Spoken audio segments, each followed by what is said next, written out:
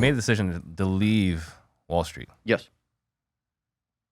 What was the reason for leaving Wall Street? Because there's the upside of chasing real estate, but you're also running away from something, which most of us are usually like leaving boredom or like a boss, but you had other. It didn't set in my heart and my consciousness how I wanted.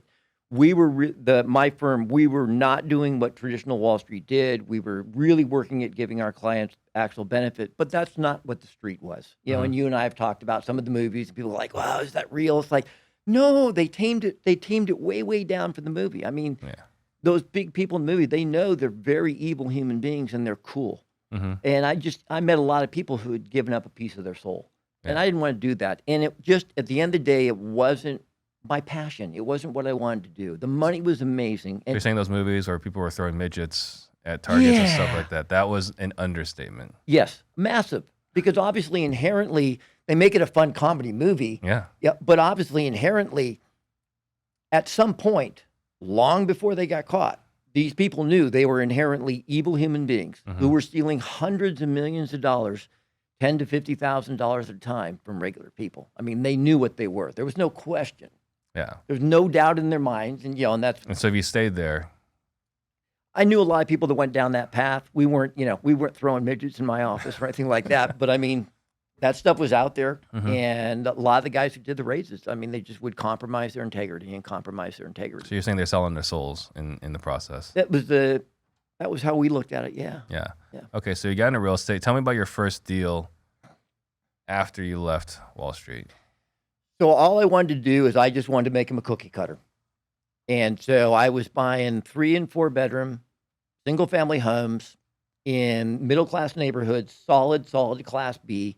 I did some Class C, so I know never to do that again. I did some Class A, so I know never to do that again. It's like I needed to get a model that was What's wrong with Class C? What's wrong with Class C? Have you been there?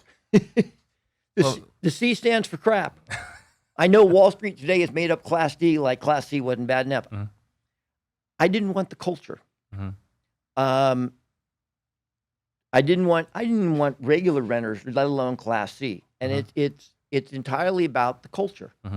I didn't want it to be an antagonistic relationship.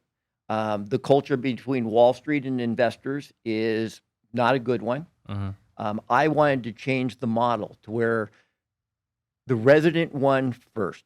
So we reverse engineered. This was about giving somebody a home ownership. And we have thousands of families who own homes free and clear, who none of them would have ever been able to buy without us providing the financing. Yeah. So the first thing is resident wins. We don't even call them tenants, they're residents. The resident wins. You give them a good, solid family home. You give them the American dream. You give them a fair go to buy it, and you don't screw with them. So like, seminars, they teach lease options, but they basically, most of them, they teach you how to screw the person out of a deposit with no chance of them winning. Are you setting them up to fail? Yeah, set them up to fail. And so we had to set them up to win. So we had to do underwriting. Everybody was freaking out when Dodd-Frank came out. The underwriting I had in place in 1990 is still today superior to what the government's law requires for a mortgage broker to do. Yeah. So then what's wrong with Class A? Class A, again, culture bias. First of all, the problem is the numbers don't work well because the properties are too nice. When they turn, the cost is exorbitant to put it back together. And at Class A, you don't need my help for owner financing. You should be able to get a loan. If you're Class A and you can't qualify for a loan, there's really good reasons. And I understand the mindset. They think, well, because I make a bunch of money, the world owes me something. The world owes nobody anything. She's a harsh teacher. Very much so. So I'm asking this because, like, I see these Class A buildings. They're still going up to this day. And I've never understood Class A buildings because they don't seem to cash flow very well. They're only just for parking capital. Yeah, it's the multi-unit Class A stuff is primarily an ego sale with extraordinarily mediocre return, with very low management.